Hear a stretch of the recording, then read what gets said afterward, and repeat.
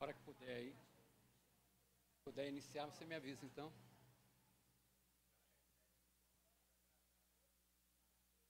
É. Vai demorar, né? Vai perder tempo. Aleluia, glória a Deus.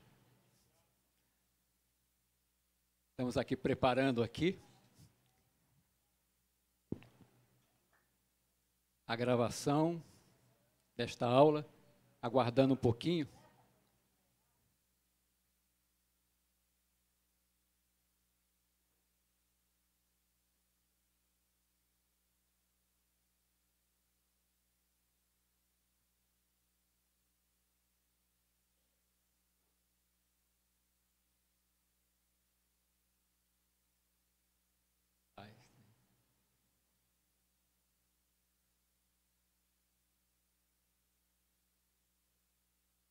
Tá ok já? Amém, né? Amém. Vamos então iniciar a nossa aula. Glória a Deus por isso.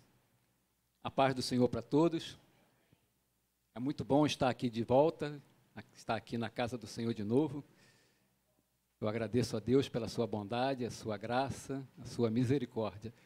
E a nossa lição de hoje é a lição número 5 da revistinha, que trata sobre as sutilezas de Satanás nestes dias que antecedem a volta de Jesus Cristo. E a lição número 5, em especial, vai nos falar sobre a sutileza do materialismo e do ateísmo. Aleluia! Vamos orar então, agradecer a Deus. Senhor, nosso Deus e nosso Pai, nós te louvamos e te agradecemos, Senhor, por mais este dia que tu nos dá, Senhor. Te agradecemos por estar aqui na tua casa, Senhor, para aprendermos de ti. Nos entregamos em tuas mãos, Senhor, que tu abras o nosso entendimento, Pai, para que aquilo que tu queres nos dizer, Pai, fique gravado em nossos corações, Senhor. E possamos então, como é o ensino desta lição, nos defender das sutilezas de Satanás, dos enganos que o inimigo traz para que nós caiamos. Mas tu és o mais poderoso, tu és maior, Senhor. E tu nos concede força e quer nos dar o conhecimento para que não possamos errar e cair. Amém, amados? Louvado seja o nome do Senhor. A sutileza do materialismo e do ateísmo. O que significa sutileza, queridos? O dicionário vai nos dizer que sutileza é tenuidade, delicadeza, finura, figuradamente, penetração de espírito. Então, através da sutileza, Satanás quer penetrar de mansinho, com sutileza, com delicadeza, em nosso espírito para nos persuadir e enganar. É também agudeza, raciocínio de extrema finura, dito ou argumento sutil, próprio para embaraçar a outrem. Amém? Então, esse é o método que Satanás usa, da sutileza, de um argumento sutil, fino, quase que imperceptível para enganar o povo de Deus. A sutileza se insinua com facilidade, ela também é perspicácia, é um agir quase imperceptível, que vai então se infiltrando e se fixando no coração e na mente do homem sem Deus, principalmente.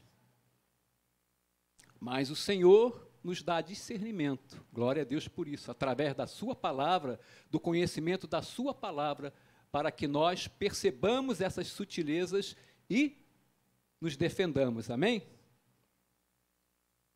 Vamos para o texto áureo, então, da nossa lição, que diz assim, aleluia. Romanos, capítulo 1, versículo 20, eu vou ler na Bíblia. Os irmãos podem seguir através aí da revistinha, não tem problema. Romanos 1, versículo 20, porque os atributos invisíveis de Deus, assim o seu eterno poder, como também a sua própria divindade, claramente se reconhecem desde o princípio do mundo, sendo percebidos por meio das coisas que foram criadas. Tais homens são, por isso, indesculpáveis. Aleluia. Um comentário aqui a respeito desse versículo, do que Deus quer nos dizer aqui. Então, o que Deus nos revela aqui? Que não há desculpas para o homem, porque as coisas criadas revelam o Criador. Elas estão totalmente patentes diante dos seus olhos. Logo, se existe o relógio, é porque existe o relojoeiro que o criou. Amém, amados? Nada surge do acaso. Qualquer coisa que nós vemos, qualquer objeto que nós conhecemos, alguém o projetou e o criou. Então, também esse mundo maravilhoso, esse universo infinito, não surgiu assim por acaso. Há um Criador. Foi Deus quem o criou. Então, através de nós contemplarmos o universo, contemplarmos uma árvore, contemplarmos o homem principalmente, maravilha de Deus, a coroa da sua criação, alguém criou. Não foi obra de uma explosão, como a ciência ainda até hoje quer fazer que nós acreditemos que foi assim. Como que através de uma explosão, que é algo que é destrutivo, é algo que reparte as coisas, como é que elas poderiam se ajuntar de uma maneira tão perfeita? Não há como. Não há como. Amém, queridos? Deus é o Criador. Ele é o Todo-Poderoso. Olha só o que diz o Salmo 19, versículo 1. Eu vou procurar projetar aqui na tela para que nós não percamos tempo procurando na Bíblia. Salmo 19, versículo 1. Os céus proclamam a glória de Deus, e o firmamento anuncia as obras de suas mãos. Aleluia! É a palavra de Deus, a sua própria revelação de que Ele é o Criador. E quem é o homem mortal que possa contender com seu Criador? Que possa chamar Deus de mentiroso? Isaías, capítulo 45, versículo 9, vai nos dizer: ai daquele que contende, 9, 45, 9, ai daquele que contende com seu Criador, e não passa de um caco de barro entre outros cacos. Acaso dirá o barro ao que lhe dá forma, que fazes? Ou a tua obra não tem alça? Ou em outras versões, não tem mãos? Tito,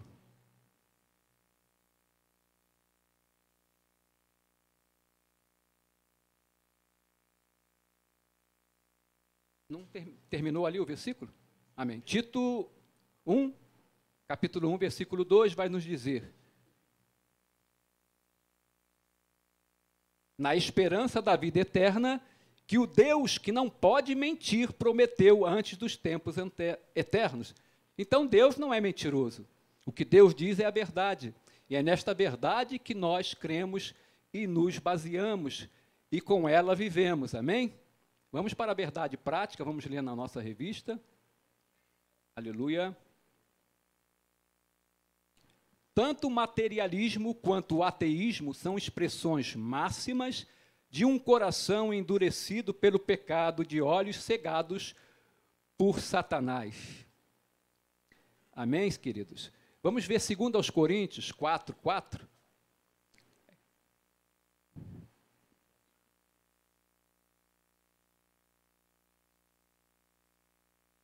Que nos diz assim: nos quais o Deus deste século cegou o entendimento dos incrédulos, para que lhes não resplandeça a luz do evangelho da glória de Cristo, o qual é a imagem de Deus. E por que Deus permitiu isto? Porque o homem, no seu desvario, se esqueceu de Deus, se desvinculou tanto de Deus, que num processo de queda contínua, através do pecado, veio a colocar a si mesmo no lugar de Deus. E porque aqui a verdade prática diz que são expressões máximas, porque no materialismo a matéria é a única realidade que ele enxerga, que ele vê diante dos seus olhos naturais, e a qual ele busca para ser feliz, para suprir as suas necessidades, pois é cego e não consegue se voltar para as coisas espirituais.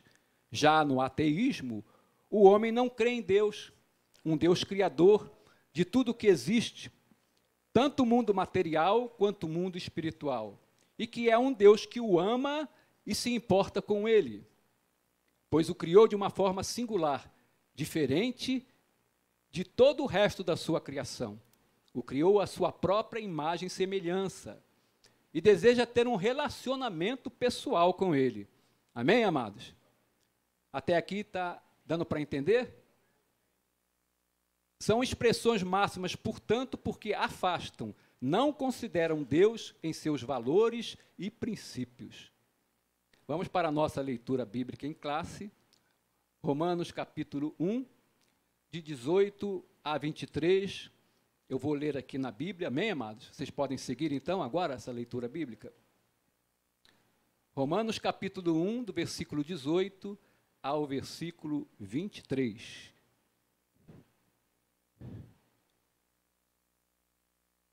Diz assim a palavra de Deus: a ira de Deus se revela do céu contra toda a impiedade e perversão dos homens que detêm a verdade pela injustiça. E porquanto o que de Deus se pode conhecer é manifesto entre eles, porque Deus lhes manifestou.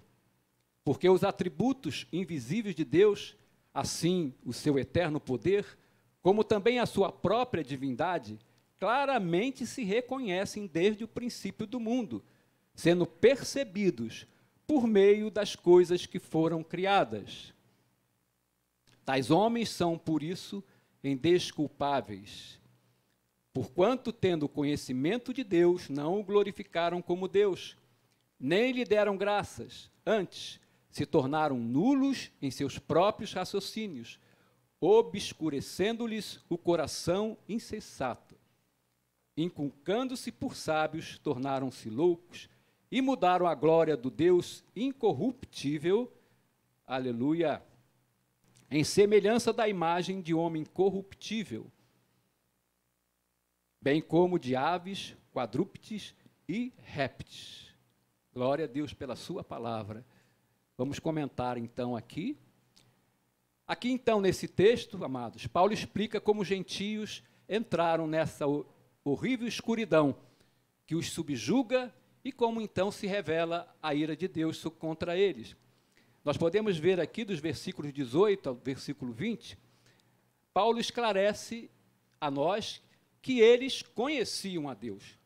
Deus deu-lhes duas revelações de si mesmo. Neles, quer dizer, em suas consciências, está aí no versículo 20, se entendem, e entre eles, na própria criação que estava diante deles. Versículo 19, porque Deus lhe manifestou. Então, o que este texto revelador nos esclarece é que o homem não começou ignorante e, aos poucos, adquiriu conhecimento. Não. Desde o início, ele teve a revelação fulgurante do poder eterno e da natureza divina, expressa através da sabedoria sobrenatural de Deus, por meio de cada detalhe da criação. Mas deu as costas a isso. Amém? Então, através de cada detalhe da criação, nós podemos ver que não tem como aquilo surgir sem que tenha havido a mão de um Criador. Se observamos as cores dos pássaros, tem pássaros tão coloridos, tão maravilhosos, as cores de uma flor, a variação de cor numa mesma flor. Se observar uma borboleta, quantas borboletas tão lindas, cheias de cores, cheias de detalhes. Os próprios animais estão diante de nós, né? nosso maior amigo é o cão. Quantos tipos de cães diferentes, com o seu couro, a sua pele cheia de detalhes. Então, há um Criador. Então, o homem não pode dizer que não existe um Deus. Realmente, Paulo, ao comentar aqui, através da sua sabedoria, ele mostra isso para nós. Isso, só não crer quem não quer. Amém, queridos? Aleluia. Continuando aqui. Isto é que os teólogos chamam de revelação natural, ou seja, a revelação de Deus através do mundo físico. Esta verdade, ou seja, a realidade de que há um Criador a quem a criação deve responder, é suprimida por sua criação à medida que homens e mulheres vivem de modo a rejeitar a supremacia de Deus. Portanto, mesmo as pessoas que nunca ouviram o Evangelho não têm desculpas. Isto é, são inexcusáveis ou indesculpáveis, pois Deus revelou-se desde o início da criação. Nos versículos de 21 a 23, Paulo nos revela que, mesmo tendo conhecido a Deus, eles não o glorificaram como Deus. Então, o que ocorreu? Os homens passaram da verdade, como está no versículo, eles detêm a verdade, bloquearam a verdade, impediram de se ater à verdade, afastaram a verdade das suas vidas para a mentira, isto é, passaram a viver a mentira, o engano e assim praticarem a injustiça, por causa dos seus pensamentos vãos e do seu raciocínio tolo. Tanto é que hoje as pessoas curvam-se diante das palavras dos filósofos gregos e romanos e honram as palavras destes mais do que a palavra de Deus. Paulo, porém, chama todas essas filosofias de imaginação vazia e de tempos de ignorância. Atos capítulo 17, versículo 30, vai nos dizer: ora, não levou Deus em conta os tempos da ignorância, agora, porém, notifica aos homens que todos em toda parte se arrependam. Como Deus é bom, como a misericórdia de Deus é derramada sobre os homens. Deus não leva, embora o homem assim se porte diante de Deus, Deus não leva em conta esse tempo de ignorância. Espera que eles venham a conhecer a verdade e ainda se arrependam. O próximo passo nessa queda e afastamento é a idolatria. Está no versículo 23, em que se honra a criatura, até o homem, em vez do Criador. Exemplos nós temos, né, diante de nós, a toda hora, em todo tempo, né? O prêmio Nobel, que é oferecido, está honrando ali uma pessoa, um homem, por ter descoberto alguma coisa. Mas nós todos sabemos que a inteligência vem de Deus. Foi Deus quem Deus deu a inteligência ao homem, para que o homem tenha condição de pesquisar, de estudar e descobrir coisas até então desconhecidas. Quem deveria ser honrado deveria ser Deus, mas se honra o nome de alguém. Os desfiles das escolas de samba, onde sempre o tema abordado ou é um Deus falso, ou é algum homem. Então se presta ali, naquele desfile, homenagem a um homem, engrandece o nome de um homem, e o nome de Deus fica esquecido. Aquele homem não estaria vivo, não teria nascido, não teria feito alguma coisa para o bem da sociedade, se Deus não lhe permitisse, não lhe desse condição também para fazer e realizar isso. A criação dos santos nas igrejas católicas, honra-se ali uma imagem de escultura que nada pode fazer, que é um ídolo, que não consegue se mover do seu lugar, tem que ser carregada, mas honra-se ali um boneco, perdão de assim considerar, mas na verdade é uma escultura, um boneco feito pelas mãos do homem. E se dá um nome de alguma pessoa que não mais está aqui nesse mundo, que morreu e nada pode fazer. Nada pode fazer, mas há um Deus vivo, um Deus que governa sobre tudo e sobre todos, que não é honrado, que é colocado de lado. As pessoas se voltam para aquele ídolo e se esquecem do Criador, do Deus que deu vida a elas. Aleluia. Vamos para a nossa introdução, então. Vamos para a nossa revista. Nesta lição, vamos estudar o materialismo e o ateísmo. Pomos o materialismo e o ateísmo juntos, porque são como as duas faces de uma mesma moeda. Conduzem-se por princípios e pressupostos semelhantes. Vamos dar uma paradinha aí, comentar então. Por que então pusemos o materialismo e o ateísmo juntos? Porque ambos excluem Deus da vida do homem. Deus está fora de suas visões. Entretanto, é público e notório, principalmente em nossos dias, que pessoas materialistas, em seu íntimo, estarem sendo atraídas para certo tipo de igrejas, lideradas por líderes gananciosos somente em busca de bênçãos materiais conduzidas pela avareza, sem desejarem ter nenhum compromisso com o Evangelho de Cristo, nenhuma mudança de vida. Prosseguindo na revista, nas 2 últimas décadas, vimos um despertar tanto do materialismo como do ateísmo. Na verdade, a expressão máxima de um tipo de materialismo militante, agressivo e inimigo da fé cristã tem se manifestado no neo-ateísmo. Dando uma paradinha aqui. Então, queridos, neo-ateísmo ou novo ateísmo é uma corrente ateísta e ceticista contemporânea, cujos adeptos compartilham do entendimento de que a religião não deve ser tolerada, mas combatida, criticada e exposta através de argumentação racional, sempre que a sua influência se mostrar. Então, esse é o novo ateísmo. Continuando na revista, é mais uma sutileza do engano e um ardil de Satanás contra a Igreja de Cristo.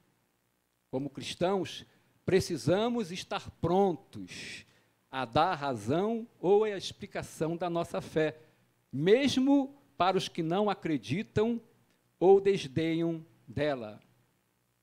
Isso inclui os materialistas e os ateístas. Vamos ver o que 1 Pedro 3,15 nos diz.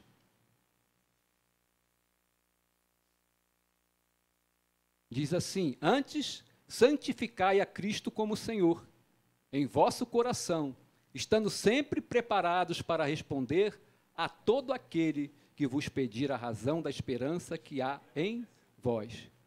Amém, amados?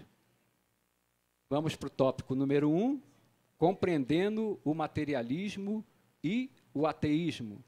Então, na nossa revistinha, vamos seguir.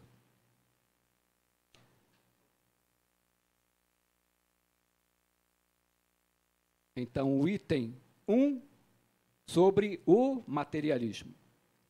O materialismo é a doutrina, isto é o ensino, segundo a qual a matéria é a única realidade que existe. Amém, queridos?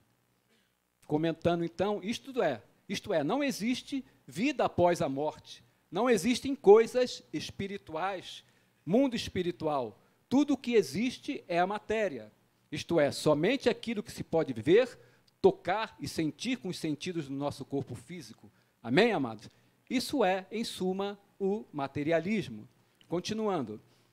Nesse aspecto, ele nega a realidade do mundo espiritual, como vimos, comentamos, uma vez que a vida espiritual está fora do mundo material conhecido. Os materialistas entendem que, por não haver outra realidade além da material, a religião se torna desnecessária. Então, comentando, eles só conseguem enxergar o que é palpável, o que se apresenta diante dos seus olhos e sentidos naturais. Para eles, a vida se resume a este mundo material debaixo do sol, negando-se a enxergar a realidade do mundo espiritual, a qual eles não conseguem apreender e discernir, exatamente porque Satanás lhes cega este entendimento.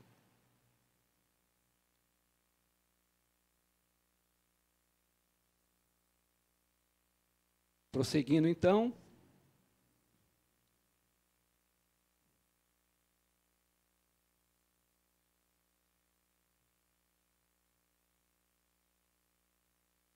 Isso porque, segundo eles, a religião existe em função de uma verdade revelada que se encontra fora do domínio da matéria.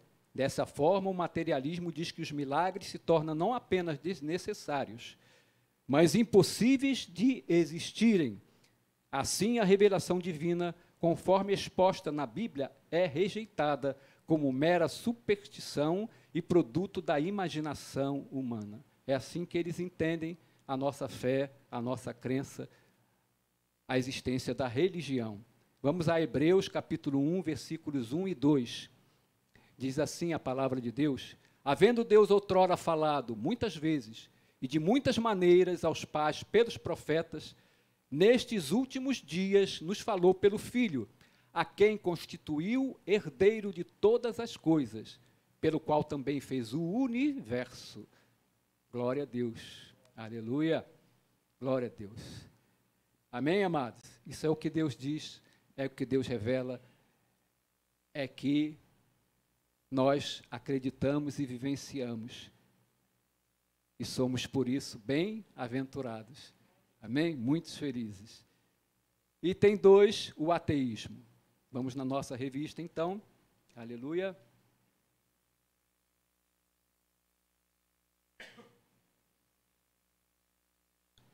Antes vou fazer um comentário, né? Até acabamos de ler todo o item 1. Então, depois desse final, esse comentário aqui. Assim sendo, tudo que está ligado à revelação divina é mera superstição e produto da imaginação humana, pois a Bíblia Sagrada para eles é mais um livro apenas, um livro ultrapassado e com regras e conceitos totalmente fora do contexto e da realidade em que vivemos. É assim que a maioria deles considera a Bíblia. Nós temos em Eclesiastes, capítulo 3, versículo 11, temos a seguinte revelação de Deus. Eclesiastes, capítulo 3, versículo 11.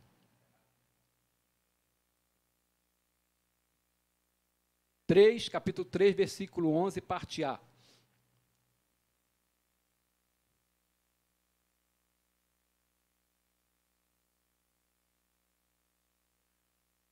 Deus pôs a eternidade no coração dos homens. Amém? Também em Eclesiastes nós vemos que a vida é um conto ligeiro. A vida é um sopro. Moisés, que viveu 120 anos e é o autor do Salmo 90, no versículo 10, Moisés nos diz: a duração da nossa vida é 70 anos. E os que, pela sua robustez, chegam a 80, o melhor deles é canseira e enfado. E o que é isso, queridos, comparado à eternidade? Então, dentro de quem acredita no materialismo, que pauta sua vida apenas pela matéria, o sábio disse em Eclesiastes, por que Eclesiastes? Porque Eclesiastes traz uma visão bastante importante da vida. É a cosmovisão de mundo do homem que apenas observa o que está debaixo do sol, do homem materialista. Mas, na verdade, o real significado da nossa existência está acima do céu. Amém? Devido a isso, no final, o autor de Eclesiastes chega à conclusão de que tudo é vaidade, tudo é coisa vã. É exatamente a visão daquela pessoa que só enxerga embaixo, só enxerga a matéria. Em outro texto, Eclesiastes capítulo 7, versículo 2,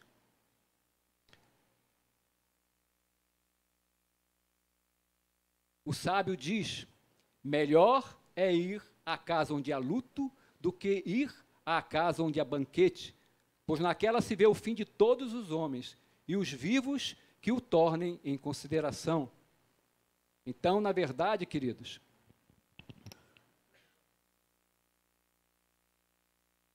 todos preferem ir a uma festa, onde há alegria, diversão, mesmo que passageiras, e onde ali não se para pensar nas dificuldades e nos problemas existenciais.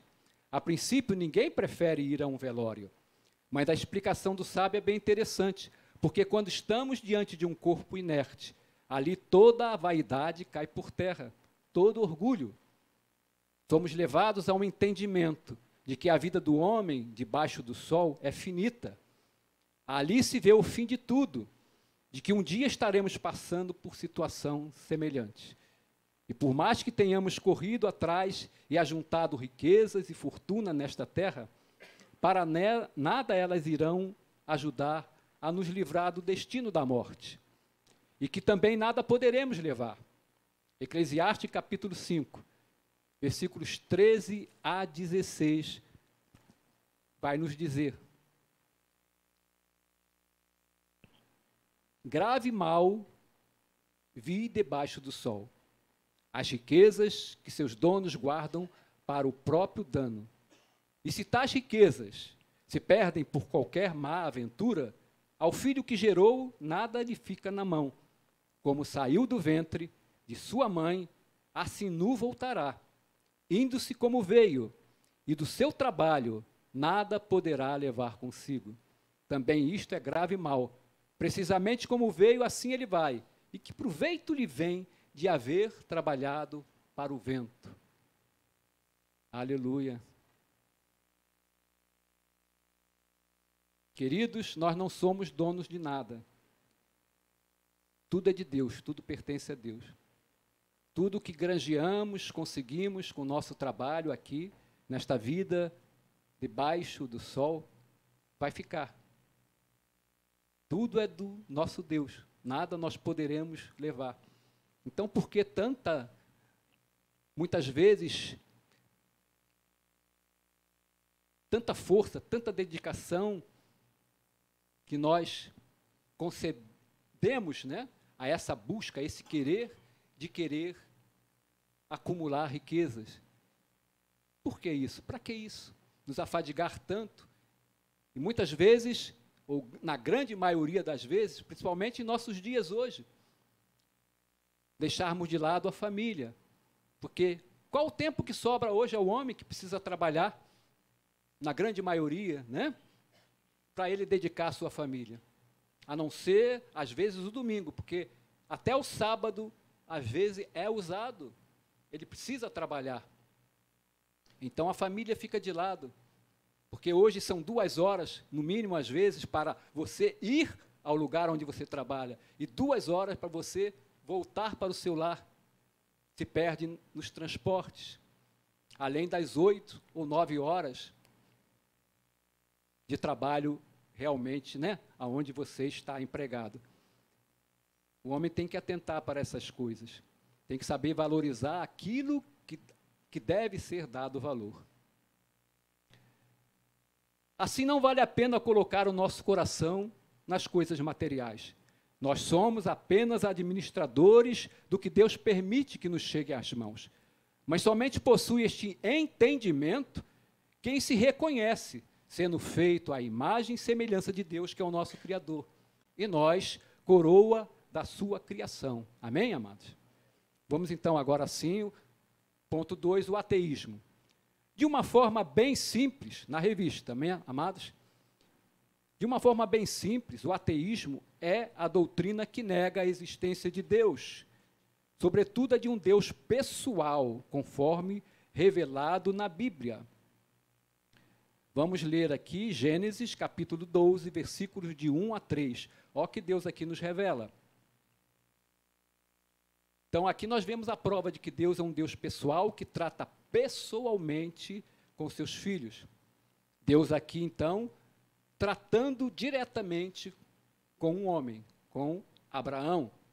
Ora, disse o Senhor a Abraão: sai da tua terra, da tua parentela e da casa do teu pai, e vai para a terra que te mostrarei. De ti farei uma grande nação, e te abençoarei, e te engrandecerei o nome. Sê tu uma bênção. Amém, amado? Diga para o teu irmão: sê tu uma bênção. É o que Deus diz para nós. Não estamos ouvindo aqui a voz audível de Deus, Mas como ele disse para Abraão, ele está nos dizendo também através da sua palavra, ó, vai para uma terra que eu te mostrarei. E ele está nos mostrando. Desde que nos convertemos através aqui desse livro, dessa palavra, Deus está nos mostrando a terra para onde nós iremos. Amém? Estamos, então, nessa peregrinação. Estamos caminhando para lá. Amém, amados? Abençoarei os que te abençoarem, e amaldiçoarei os que te amaldiçoarem. Em ti serão benditas todas as famílias da terra. Glória a Deus. Verdadeiramente, amados, Deus fala pessoalmente com cada um dos seus filhos, através de ouvirmos a sua voz, às vezes audivelmente, através de um profeta, ou principalmente através da sua palavra. Amém, amados? Continuando então na nossa revista, é de fácil constatação que o ateísmo anda de mãos dadas com o materialismo. Ambos negam a realidade espiritual e afirmam a matéria como a única existente e possível. Convém dizer que o ateísmo é tão antigo quanto o diabo. Comentando então aqui, ainda sobre a existência de Deus, que o ateísmo não crê, a Bíblia não se preocupa em provar a existência de Deus, pois ela, de uma maneira soberana, majestosa, tremenda, mostra logo no abrir das cortinas das revelações divinas, no primeiro parágrafo da Bíblia, em Gênesis, capítulo 1, versículos 1. No princípio, Deus criou os céus e a terra. Aleluia! Aleluia! Deus não precisa provar a sua existência, porque como nós estamos estudando nessa lição, ela é patente, ela está visível diante dos nossos olhos. Então, antes deste princípio, portanto, Deus já existia, já habitava a eternidade, porque Ele é o primeiro e o último, o princípio e o fim. Ele é o Pai da eternidade, Ele é o eterno, o Deus incriado, o Deus autoexistente. Aleluia, aleluia, glória a Deus, louvado seja o nome do Senhor.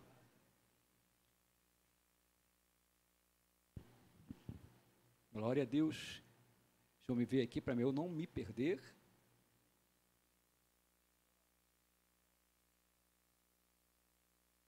Está aqui, né? Amém. Já achei aqui, só que ainda continuando no comentário.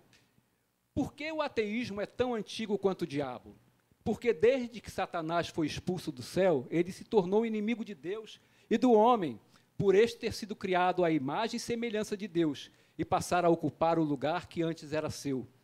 Daí ele investiu contra o homem, o ser humano, homem e mulher, levando-o à queda e ao afastamento de Deus, cegando-o para a realidade espiritual, induzindo-o cada vez mais a colocar a sua confiança e desejo nas coisas materiais desta terra, nas coisas que estão debaixo do sol, levando-o assim a esquecer-se de Deus, da existência de Deus, que é o seu Criador. Antes de passar para o tópico 2, aleluia,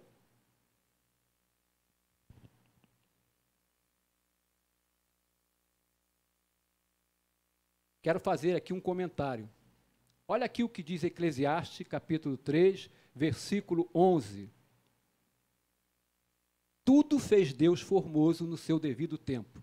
Também pôs a eternidade no coração do homem, ao lhe conferir, então, a vida eterna através do seu sopro de vida, ao soprar do seu espírito para que o homem tivesse vida, sem que este possa descobrir as obras que Deus fez desde o princípio até o fim.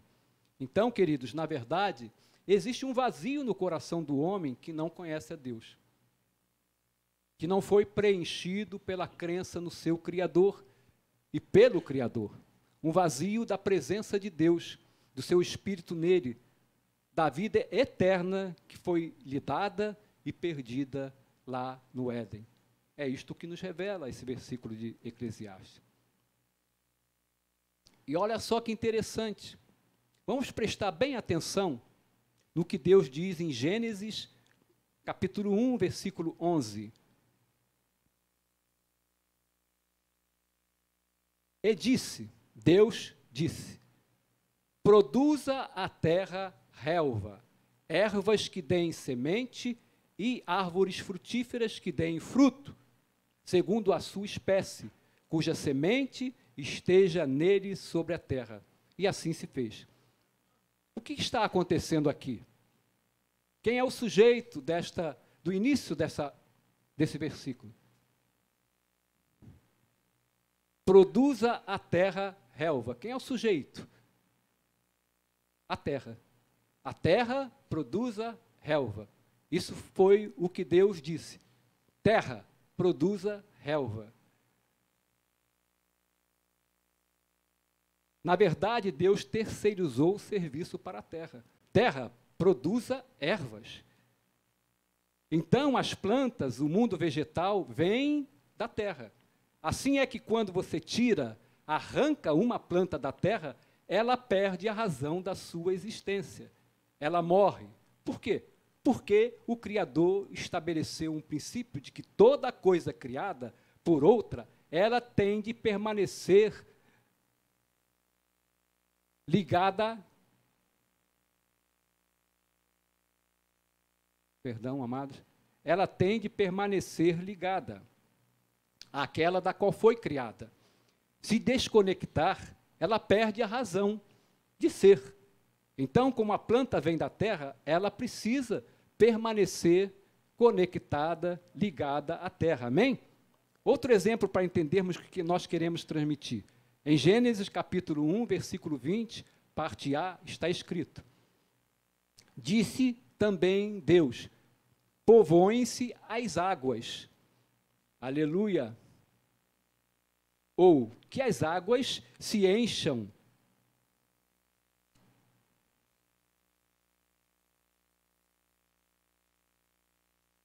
Que as águas se encham. Ou, levando para o imperativo, como está aqui, águas povoem-se de chames de seres viventes. Isto é, de peixes e de outras espécies de vida. A ordem foi dada às águas povoem-se. Então, se você tira um peixe da água, o que acontece? Ele morre.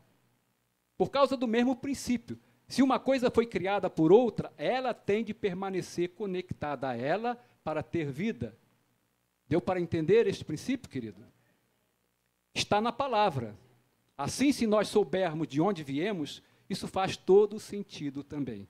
E Gênesis, capítulo 1, versículo 26, diz que foi Deus quem criou o homem, fez o homem, o formou, isto é, esculpiu e modelou o homem do barro com suas próprias mãos e soprou em suas narinas o fôlego de vida, fazendo a sua imagem, o fôlego de vida, como se colocando o seu próprio DNA no homem, fazendo a sua imagem e semelhança, portanto. Amém, amados? Então, como a planta vem da terra e precisa permanecer ligada à terra, o peixe vem da água e precisa permanecer na água, nós, os homens que viemos de Deus, precisamos permanecer ligados, conectados a Ele, nosso Criador, através de Cristo Jesus, pois só Ele dá sentido à nossa vida e existência. Amém? Aleluia! Então, quando existe um vazio no coração do ser humano que não conhece a Deus, que está desconectado de Deus, o seu Criador, ele tenta preenchê-lo com bens materiais, com fama, com prazeres da carne e com muitas outras coisas desta terra debaixo do sol. Nada disso, entretanto, irá preencher este vazio. E a explicação para isso é que o homem veio de Deus, o seu Criador, e só Ele pode dar sentido e razão de ser a sua vida, a sua existência. Aleluia! Para concluirmos este subtópico, ainda é importante destacarmos o seguinte: quem vivencia e pauta sua vida apenas no materialismo, olha o que diz 1 Coríntios, capítulo 15, versículo 32, parte B.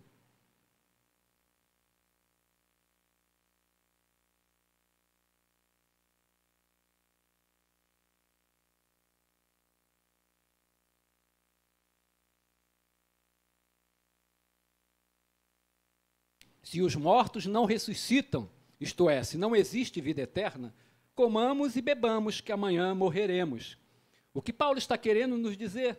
Se assim fosse, se a vida se limitasse somente a este tempo que o homem passa aqui na terra, o melhor que ele poderia fazer era tentar aproveitar ao máximo todas as coisas materiais, satisfazer todas as suas necessidades físicas e emocionais, tudo que estivesse diante dos seus olhos carnais, pois amanhã ele morreria e tudo acabaria, tudo teria um fim, e não haveria mais vida para ele, ela seria extinta para sempre.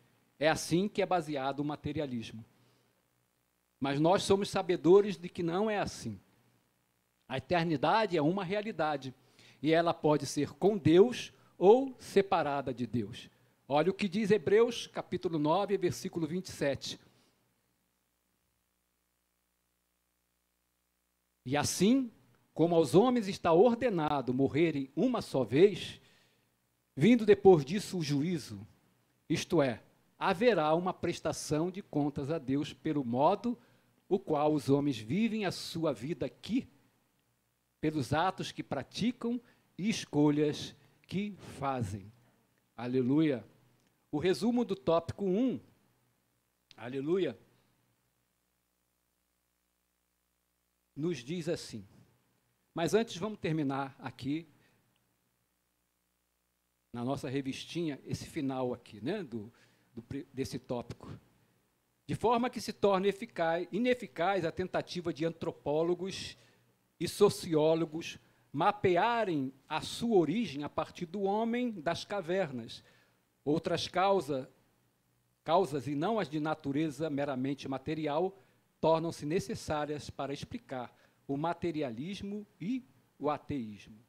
Vamos para o tópico, então, mas antes o resumo, então, do tópico nos diz que o materialismo postula que a matéria é a única realidade que existe. O ateísmo é a doutrina que nega a existência de Deus. Tópico 2, raízes do materialismo e ateísmo. Primeiro item, então, a consequência do pecado. Biblicamente, o ateísmo é uma consequência da queda. Com a entrada do pecado no mundo, a incredulidade e a consequente rejeição a Deus tomaram conta do coração humano. Em Romanos 1, 18 a 23, nós já lemos na nossa leitura bíblica em classe, observamos que Deus pode ser conhecido através das coisas criadas. A criação revela o Criador.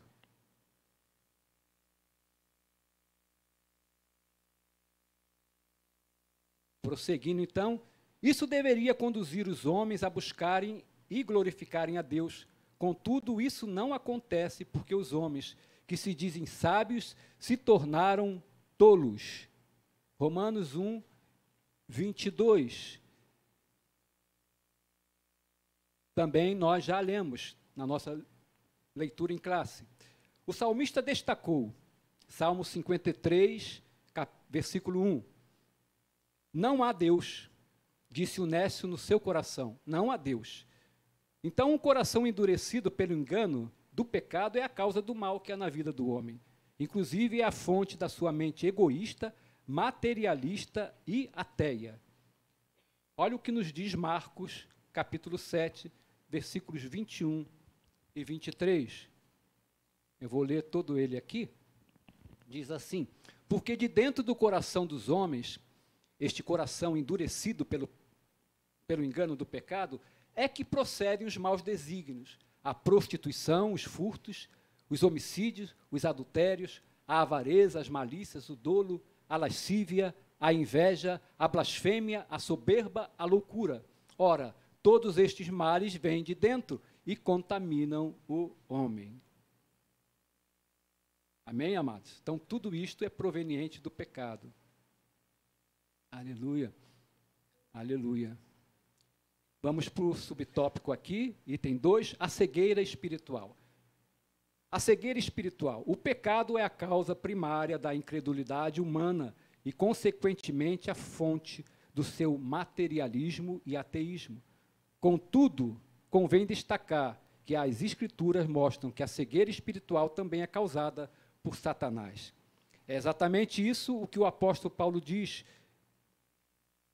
em 2 aos Coríntios, capítulo 4, versículo 4, onde ele nos diz aí, está na revista, nos quais o Deus deste século cegou os entendimentos dos incrédulos, para que não lhes resplandeça a luz do evangelho da glória de Cristo, que é a imagem de Deus. Aleluia. Aleluia. Então, amados, é o diabo que trabalha no coração dos incrédulos e os cegas para a realidade espiritual. O homem, então, endurecido pelo pecado e cego pelo diabo, não consegue enxergar Deus, mesmo que ele se revele de forma bem clara e objetiva, como descreve a carta aos Romanos. Um comentário a respeito. Então, é assim que o homem incrédulo não consegue enxergar nem crer no mundo espiritual. Para ele, tudo se resume a este mundo material sem Deus. E por que isto? Porque exatamente o pecado endureceu o seu coração, a sua cerviz, os seus olhos espirituais estão cegos pelo diabo. O resumo do tópico 2, o materialismo e o ateísmo são consequências diretas do pecado e da cegueira espiritual idealizada pelo Deus deste século, idealizada por Satanás. Vamos para o tópico 3, na nossa revista. Pressupostos das doutrinas materialistas e ateístas. Item 1, negação da existência de Deus. Como vimos, o materialismo e o ateísmo consideram a matéria como a única realidade possível. Por isso, evidentemente, que tanto um quanto o outro tenham como pressuposto de suas crenças e convicções a ideia de que Deus não existe. Neste caso, ambos dizem se firmarem provas científicas para negarem a existência de Deus e das demais verdades espirituais. Contudo, a negação de Deus, por parte do ateu e do materialista, não acontece em razão de fatos cientificamente provados, nem tampouco porque os cristãos não apresentam fatos ou provas, mas porque eles se recusam em reconhecer as evidências apresentadas. As Escrituras deixam claro que Deus lhe manifestou. Em outras palavras, o ateu depende da não-fé dele e não da ciência para tentar provar que Deus não existe. Uma vez que ele já se manifestou claramente, Deus não está longe de cada um de nós, diz Atos 17, 27. Deus não está longe de cada um de nós. Então, o ateu resolveu, por si mesmo, na sua inteligência, entre aspas, bloquear para si mesmo a existência de Deus. Talvez por algum fato acontecido na sua vida, não sei.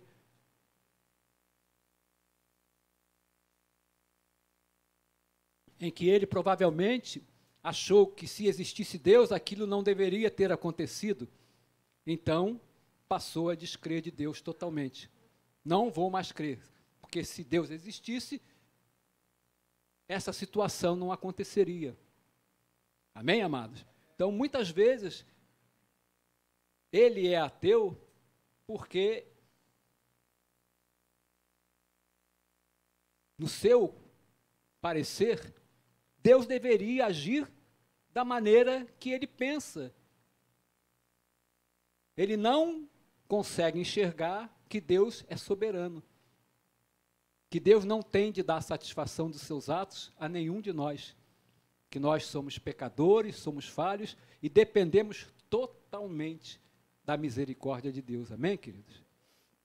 Então, um comentário a respeito desse item aqui. Então, na verdade, o ateu não acredita na existência de Deus, não porque a ciência tente provar isto, mas sim porque ele mesmo não tem fé para crer nisso. Embora, claramente, Deus tenha se manifestado através da natureza e das demais coisas criadas, como nós já comentamos. Aleluia.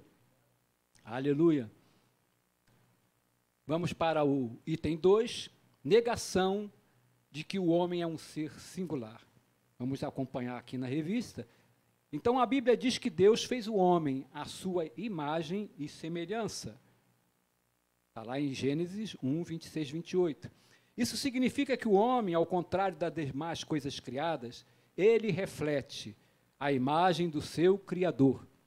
Não é errado, portanto, dizer que o homem é a coroa da criação.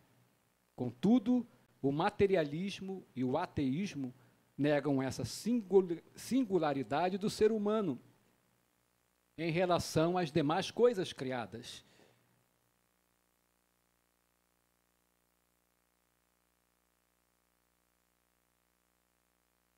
E em relação às demais espécies ou coisas criadas.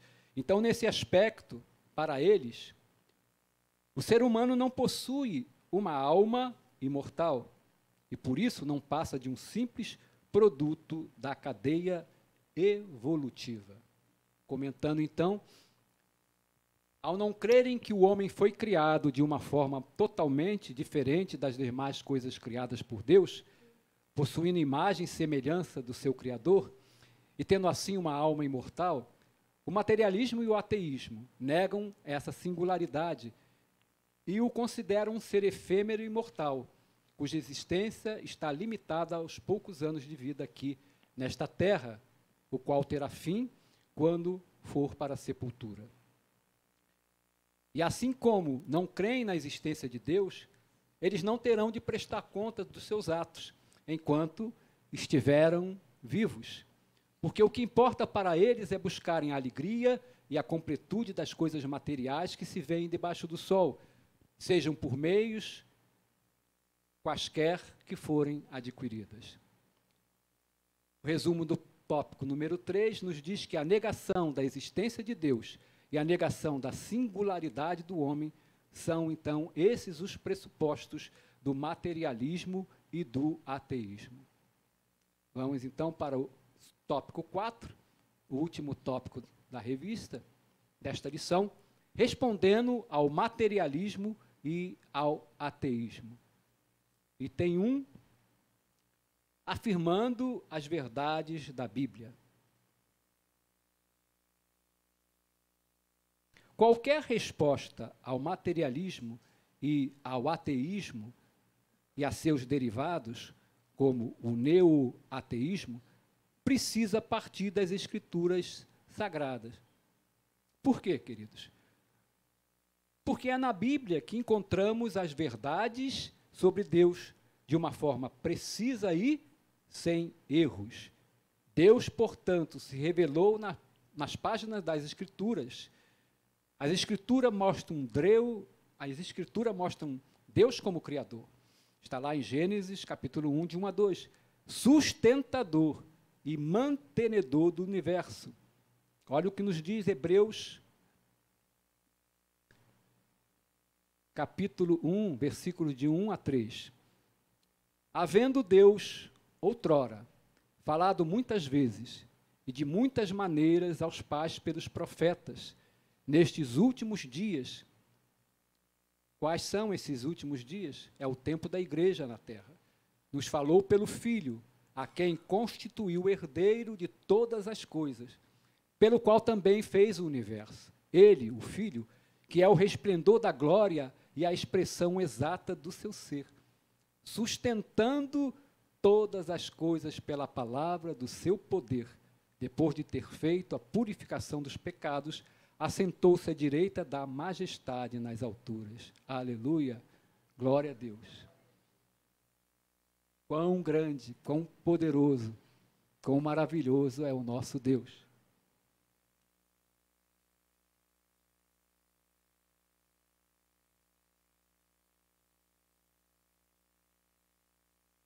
Continuando, então, a nossa leitura aqui, vamos para o item 2.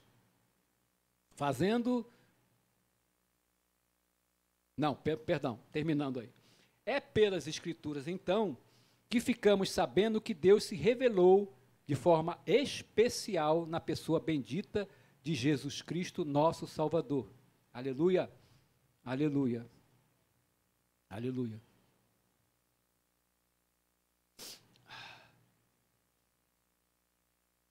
Agora sim, vamos prosseguir. Item 2, fazendo uso correto da razão. O ateísmo e o materialismo dizem recorrer ao uso da ciência para fundamentar seus pressupostos.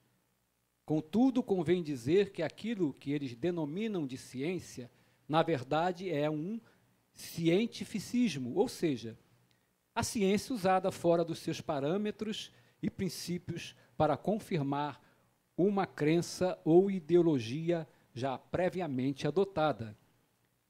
Isso porque a ciência, na verdade, não nega a existência de Deus, mas a confirma. Aleluia! O cristão, portanto, não precisa negar a sua racionalidade para acreditar em Deus. As Escrituras afirmam que somos espírito, alma e corpo. Vamos lá em 1 aos Tessalonicenses, capítulo 5, 23. Diz assim: o mesmo Deus da paz vos santifique em tudo, e o vosso espírito, alma e corpo, o nosso espírito, alma e corpo, sejam conservados íntegros e irrepreensíveis na vinda de nosso Senhor Jesus Cristo. Então a Bíblia declara que o homem, ele tem espírito, alma e corpo. Amém? Somos espírito, somos alma e somos corpo. Continuando então, na nossa revista, isso significa que nós somos seres integrais. A razão faz parte do nosso ser. Devemos usar a nossa fé, mas também devemos usar a nossa razão quando expressamos nossa confiança em Deus. Amém, queridos? Nós não aceitamos todas as coisas porque alguém nos diz. Nós temos uma mente, uma razão, uma inteligência dada por Deus. Deus nos deu o poder de pensarmos, o poder de julgarmos, pesarmos na balança as coisas e tomarmos uma decisão e discernirmos. Então, nós não somos guiados apenas pelo que ouvimos ou vemos, mas também nós temos uma razão para usar, para discernir e escolher. Comentário, então, é através da nossa fé em Deus, de que Ele existe e é real, é um Deus vivo e presente, que, pelo uso também da razão, passamos a confiar nele e a adorá-lo e cultuá-lo como nosso único Senhor e Salvador, digno de todo louvor e adoração, como nos orienta o apóstolo Paulo em Romanos, capítulo 12, versículo 1. Diz assim a palavra de Deus: rogo-vos, pois, irmãos, pelas misericórdias de Deus, que apresenteis o vosso corpo por sacrifício vivo, santo e agradável a Deus, que é o vosso culto racional. Aleluia. Então, o que é que Paulo está querendo nos dizer aqui? Que o viver e serviço cristãos iniciam-se com a nossa dedicação pessoal ao Senhor. É uma decisão racional da nossa vontade. O cristão que fracassa na vida é aquele que primeiro fez no altar, é aquele que primeiro o fez no altar, ao recusar entregar-se totalmente a Cristo, como Paulo fala aqui, né? Devemos apresentar o vosso corpo por sacrifício vivo, santo e agradável a Deus, que é o vosso culto racional. Então, nós temos que nos apresentar a Deus, primeiramente, quando vamos cultuá-lo, abrirmos mão de tudo aquilo que nós pensamos ou julgamos, na nossa soberba, nas nossas vaidades, e ali nos esvaziarmos diante de Deus, aos seus pés, para podermos, então, realmente permitir que o Espírito Santo nos tome e nos guie a um culto verdadeiro, a uma adoração verdadeira, crendo que Deus é o Senhor da nossa vida. Jesus Cristo é o Senhor da nossa vida. E tudo aquilo que tivermos que fazer, fazermos para a honra e glória do seu nome. Não através da nossa própria vontade, mas da vontade dele, da vontade que a nossa Bíblia nos ensina. Pois é ela quem nos faz conhecer a Deus e de como Deus quer ser adorado, como Deus quer ser seguido, como Deus quer que nós sejamos obedientes e submissos à sua palavra. Amém, amada? O rei Saul fracassou no altar, e isto lhe custou o trono. Paulo não diz, eu lhe ordeno, mas rogo-vos, pois, irmãos, pelas misericórdias de Deus, pois a dedicação deve ser motivada pelo amor. Tudo que fizermos para o Senhor, sempre deve ser motivado pelo amor. Se houver outro motivo, seja lá qual for, essa obra será rejeitada por ele, não irá prosperar, não passará de uma obra morta. Amém? Não servirmos a Cristo a fim de recebermos suas misericórdias, pois nós já as temos, é um atributo dele para conosco. Olha o que diz 2 aos Coríntios, capítulo 1, versículo 13. Aleluia. 2 aos Coríntios, capítulo 1, versículo 13. Bendito seja o Deus e Pai de nosso Senhor Jesus Cristo, o Pai de misericórdias e Deus de toda a consolação. E nós a temos, amado, para não sermos consumidos, conforme é nos revelado em Lamentações, capítulo 3, versículo 22, que diz para nós, as misericórdias do Senhor são a causa de não sermos consumidos, isto é, sermos destruídos, porque as suas misericórdias não têm fim. Elas se renovam a cada manhã. Glória a Deus por isso. Amém, amado? As misericórdias do Senhor são a causa de não sermos destruídos.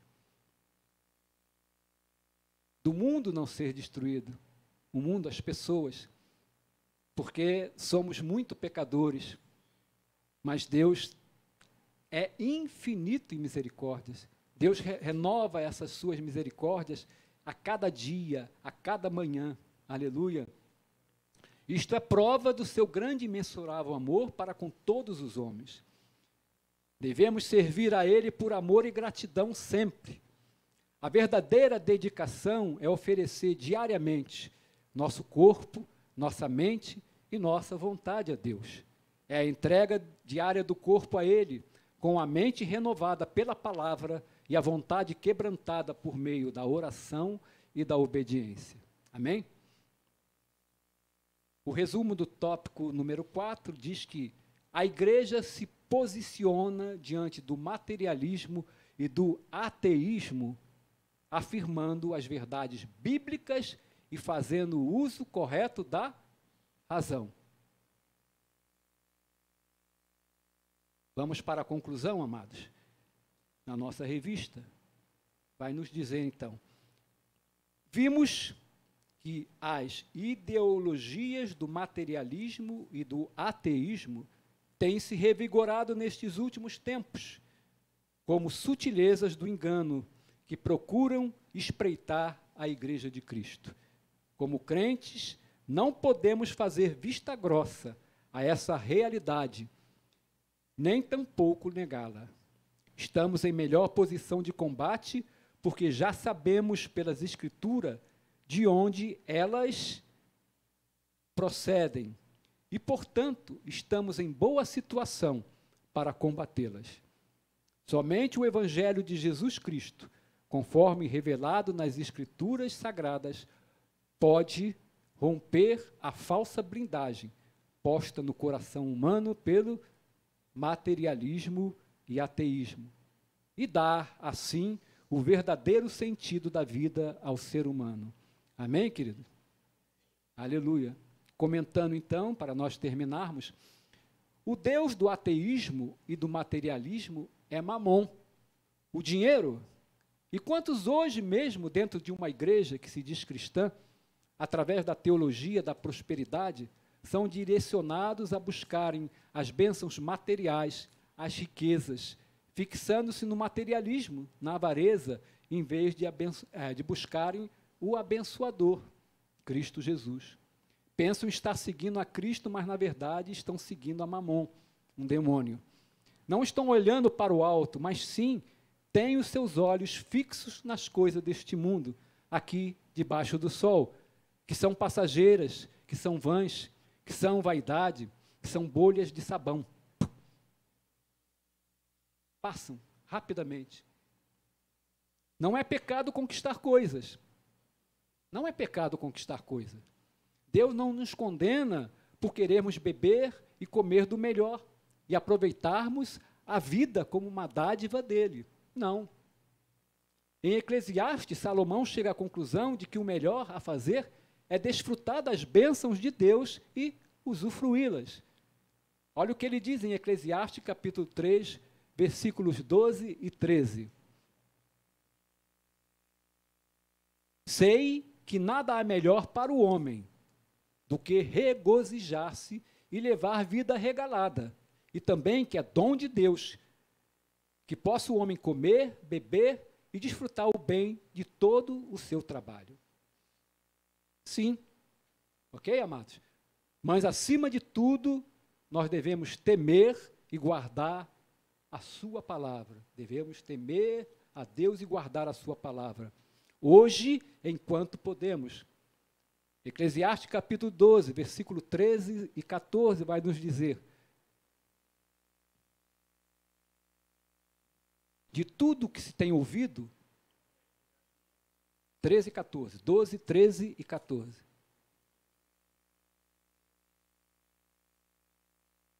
Versículos 13 e versículo 14.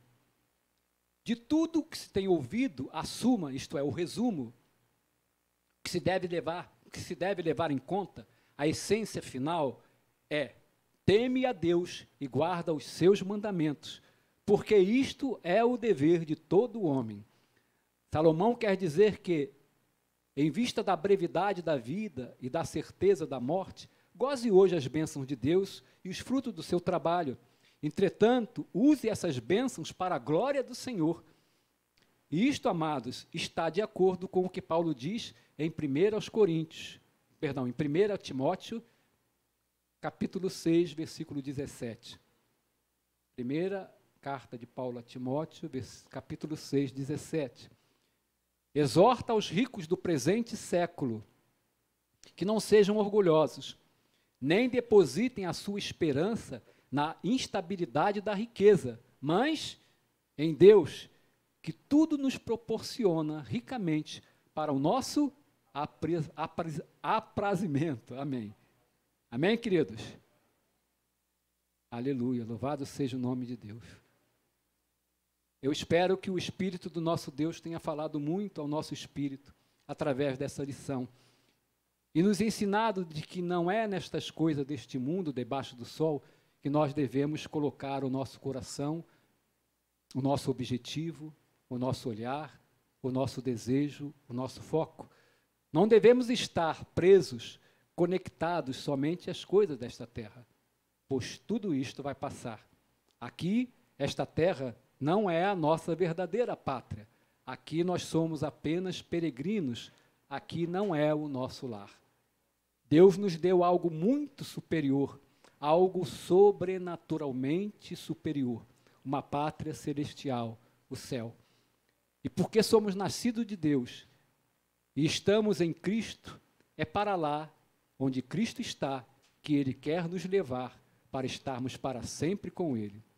E para isso, como garantia, temos a sua palavra, que nunca volta vazia, de que Ele virá nos buscar. Temos o selo do Espírito Santo em nossas vidas. E é nesta esperança que devemos estar preparados, unidos a Cristo, conectados a Ele e aos nossos irmãos, pois fazemos parte de um mesmo corpo, o corpo de Cristo, ainda aqui nesta terra, a fim de que sejamos arrebatados para nos encontrarmos com o nosso Senhor e Salvador, Jesus Cristo, nos ares. Amém, amados? Então, se você crê, dê um glória a Cristo. Glória a Cristo, amém? Louvado seja o nome do Senhor. Eu quero agradecer aqui, neste final de lição, amados, a Deus primeiramente, e a todos vocês, a esta minha igreja amada, e durante todo este tempo, após a minha cirurgia, se alguém não sabe, eu fiz uma cirurgia de córnea, transplante de córnea, olho aqui no olho esquerdo. Eu estava na fila e a doutora que tem me acompanhado, né, a oftalmologista, logo que eu fiz nela a primeira consulta, ela me perguntou se eu não gostaria de entrar na fila para transplante de córnea.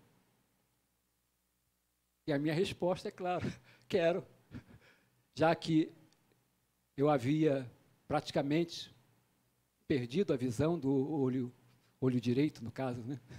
Olho direito, que eu fiz uma cirurgia de catarata e 30 dias após essa cirurgia, ia correndo tudo bem, de repente começou a minha vista parecer uma névoa. E essa névoa foi se tornando cada vez mais forte e eu perdi a visão. Fiz algumas tentativas, o meu médico me operou e mais um outro conhecido dele, trabalha com microcirurgia dos olhos. O processo que ele utilizava, a princípio dava certo, mas não perdurou, não conseguiu se fixar. Ele introduzia um pouco de ar no meu globo ocular, porque o que houve foi um edema. Houve um edema na minha córnea, e esse edema, então, foi borrando, foi tampando, tomando conta e tampando a visão. Então, ele introduzia ar. Por quê? Como é que esse edema apareceu? A córnea é composta de 5 camadas, como se fosse uma cebola. Quando você corta a cebola, você vê várias camadas, não é isso? Então, ela tem 5 camadas, se não me engano. E, não sei porquê, entre 2 camadas, ela abriu um pouco. E o líquido, então, penetrou ali e provocou esse edema. Então, ele introduzia o ar para fazer com que ficasse pressurizado e o líquido fosse expulso entre as 2 membranas, querendo que ela voltasse a se juntar e ficasse colada, né? E aí o edema seria curado, mas não conseguiu dar resultado.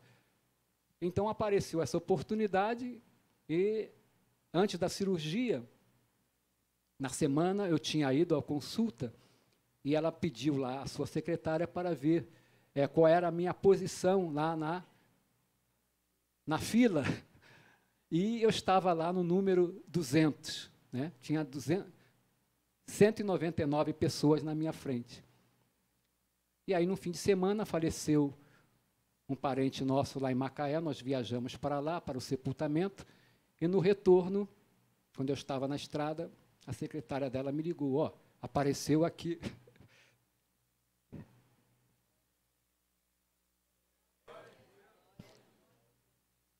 Apareceu uma oportunidade. Tem uma córnea disponível e, se o senhor quiser, ela pode ser sua. Aí eu falei, claro, olha, quero, cara, claro que eu quero. E, então, isso foi na segunda-feira, então, logo na quarta-feira, foi programada a cirurgia e eu fiz a cirurgia. E essa cirurgia exige um cuidado muito grande, depois, né, da cirurgia, que eu levei 16 pontos no globo ocular, né, como se fosse um relógio com 16 pontos, 16 númerozinho, né, em toda a periferia do olho, né, aqui da frente do olho, porque a córnea é como se fosse o vidro de um relógio. Ela está aqui logo na frente, é o vidro do relógio, né, do nosso olho. Então, exige muito cuidado, não pode fazer esforço, não pode ter batimento, sacudidela muito forte, né? É preciso repouso. E colírio, não sei quantas vezes por dia, de 2 em 2, de 3 em 3 horas, nós temos que estar, então, pingando colírio. E, graças a Deus, hoje eu já não sinto mais o olho dolorido, já está sem dor nenhuma, não senti dor nenhuma, nem na cirurgia, nem após, mas ele estava muito sensível. Qualquer coisa de que barrasse, você sentia. Mas hoje já não está mais sentindo essa sensibilidade, graças a Deus. Só que esse processo da visão realmente voltar a ser límpida, ela é muito gradual. Ela me disse que isso é um processo de talvez até 1 ano. Então eu peço aos irmãos que continuem orando, porque Deus pode abreviar esse tempo, amém? E agradeço a Deus, sinceramente, agradeço a vocês, cada um de vocês, que orou pela minha recuperação, para que essa cirurgia tivesse sucesso. Muito obrigado pelo cuidado, pelo zelo, pelo amor de vocês, amém? Eu os amo muito também. Eu agradeço a Deus pela oportunidade, amém? Meu pastor.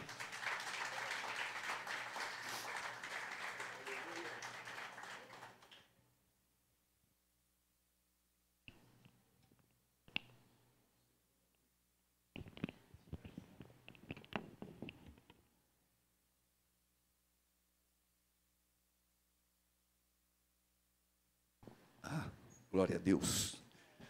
Homem valente, o Gilson. Eu preocupado com ele, quando eu vi a escala que era ele, eu falei, Fernando, pastor Fernando, é o Gilson. E ele está no pós-operatório. Pastor, vou ligar para ele, se ele não puder, eu assumo. Aí ligou para ele e ele falou para o Fernando, já está pronta a aula. É isso aí, varão. Deus há de te recompensar em nome de Jesus. Amém? Vamos ficar de pé.